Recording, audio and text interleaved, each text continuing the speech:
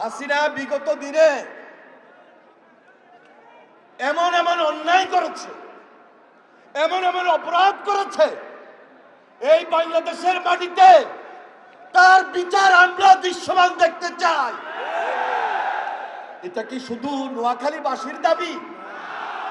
এটা আজকে সারা বাংলাদেশের মানুষের দাবি।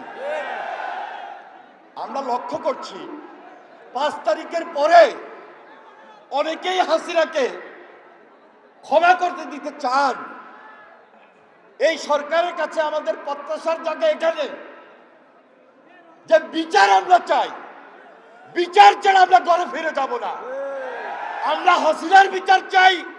হাসিনার সঙ্গে যারা এই গুমখুরের সঙ্গে জড়িত ছিল, অত্যাচার, নির্যাতন, লুটপাটে জড়িত ছিল, তাদের বিচার চাই। এখানে আমাদের প্রত্যাশার জায়গা।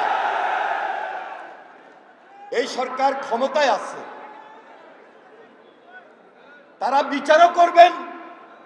আর যে অসহায় পরিবার, গুমখুন পরিবারগুলোকে সাহায্য সহযোগিতা করবেন, সেটাও আমাদের দাবি।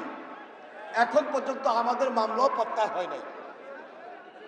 এই জন্য আমরা বলছি অবিলম্বে আমাদের সকল মামলা প্রত্যাহার করতে হবে।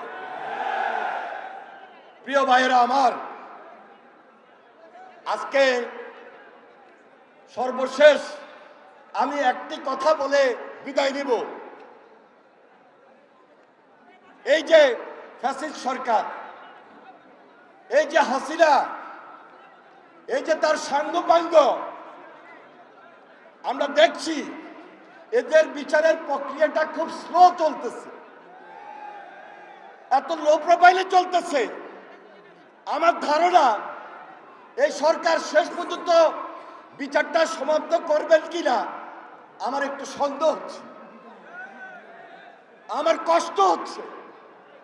এই কষ্ট আমরা যারা আন্দোলনে সক্রিয় ছিলাম, আমরা যারা 15 বছরে ত্যাগ স্বীকার করেছি, যারা আমাদের পাশ থেকে শহীদ হয়েছেন, আমরা মেনে নিতে পারছি না, আমরা পারবো না।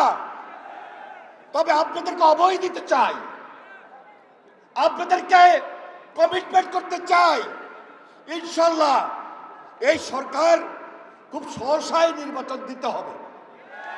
নির্বাচনের পর জনগণের সরকার প্রতিষ্ঠিত হবে। এই জনগণের সরকারে ইনশাল্লাহ এই বাংলাদেশে বাংলাদেশ জাতীয়তাবাদী দল নেতৃত্ব দিবে। হাসিনার বিচার হবেই হবে, হাসিনার বিচার আমরা করবই করব। এই প্রত্যাশা আপনাদের সামনে, এই অঙ্গীকার আপনাদের সামনে করতে চাই।